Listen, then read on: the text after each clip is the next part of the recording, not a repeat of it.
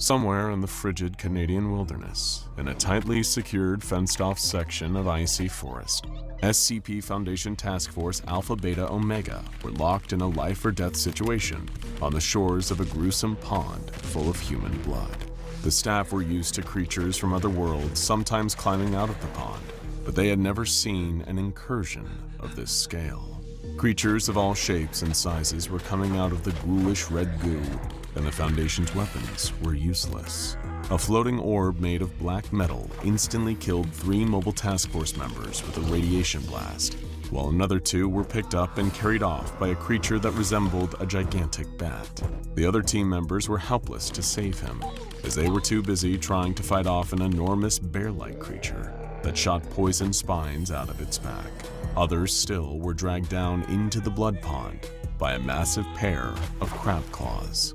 The leader of the mobile task force knew exactly what he had to do now: call in the Foundation's newest secret weapon. Once he made the call, it was only moments before that secret weapon leaped over the Area 354 fence and landed by the red pond. He was wearing a yellow jumpsuit, red boots, and had a magnificent bald head. It was Saitama, once just a hero for fun, now a hero for hire for the SCP Foundation. Saitama wasted no time getting to work. A snarling creature that looked like a cross between a wolf and a dinosaur stalked towards him, still dripping red liquid from having just come out of the red pool. The creature roared, but Saitama was unfazed and punched it back into the pool.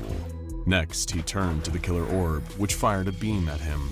He was nearly able to dodge it before punching the orb so hard that it exploded.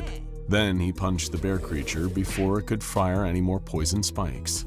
The flying monster tried to swoop Saitama, but when it got low enough to grab him, he turned the tables by punching through its wing. The creature spun out of control and crashed into the electrified fence, dying instantly. Creatures kept rising up from the pond, and Saitama kept on punching them back in. Finally, he punched the giant crab claws, causing them to crack and shatter into a million tiny pieces. This was what most days were like at Saitama's new job working for the SCP Foundation. Every morning for the past week, he would get up, get dressed, clock in at the Foundation, and just kind of hang around until someone had an emergency that he could fix with his superlative punching. You might think that someone who could defeat any monster in one punch would be annoying or arrogant, but outside of being able to punch extremely good, Saitama was a pretty chill guy, so it hadn't taken him long to become well-liked by most of the Foundation staff. He was a bit of a slacker sometimes, but as far as anyone else was concerned, he earned it by single-handedly punching away some of the Foundation's most persistent problems. He already punched SCP-682, SCP-096, the Laughing Men, the Heart of Darkness, and now he'd save countless people from the potential threat of a monster attack from SCP-354, the Red Pool. He had well and truly earned hero status. However, there was one person in the Foundation who didn't like Saitama. The one person who had technically survived a bout with him, SCP-076. The immortal warrior, known as Abel, was getting really tired of hearing how great this Saitama guy was. And who could blame him? Only the day after he'd last regenerated in his coffin, he found out that the guy who had killed him most recently was now working with the people who were trying to keep him locked up. Abel was a proud warrior. He was inhumanly strong and fast and proficient with pretty much any type of weapon you could think of. He saw every fight as a new and exciting challenge, and worked hard to hone his combat skills over his impossibly long life. He loved the thrill of war more than anything, but Saitama was the total opposite. He didn't have the warrior spirit at all. The Chrome Dome Crusader put almost no effort into his fights whatsoever. He seemed to take no joy in fighting. And since he killed all his enemies in one punch, the opposite. He didn't have the warrior spirit. Not let this stand. Saitama had no idea that he could have been bested by such a disgrace to the art of combat. As long as he was alive, he would not let this stand. Saitama had no idea that Abel was plotting his downfall. In fact, Saitama wasn't even entirely sure who Abel was. They hadn't had any time to talk the last time they'd met each other, on account of how Saitama had punched him into space immediately before Abel had said even a single word. One day, Saitama was having a cup of coffee and relaxing after a brief but stressful excursion to go punch SCP-1155, the killer's street art. SCP-1155 had been on a brick wall at the time, so punching it had hurt Saitama's knuckles a little bit, but he was totally fine otherwise.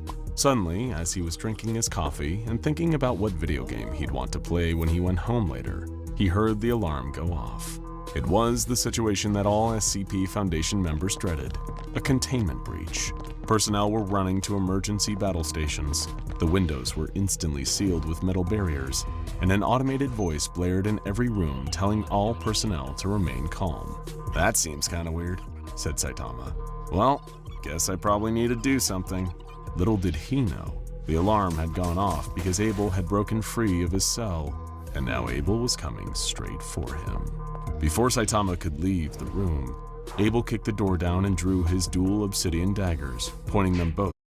Ang mga inasal, chicken inasal, di lang malaki. Ang laki-laki! Kita at pa... Saitama. "It's kinda weird," said Saitama. Before Saitama could leave the room, Abel kicked the door down and drew his dual obsidian daggers, pointing them both at Saitama. "There you are, you pathetic worm," Abel roared. "I demand a rematch." "Oh hey, you're that guy from the other day," said Saitama. This only made Abel more enraged. How was it possible that this man still had no idea who he was? Nobody who survived a punch him, and before Abel could even... "What's that guy's problem?" Saitama asked, rolling the shoulder of his punch chest. The force of the punch was enough to send Abel's punching arm. He decided not to dwell too much on the subject, and instead went to go tell his superiors that it was all taken care of, and that they could turn the alarm off. Abel came to after regenerating in his sarcophagus, and from the second he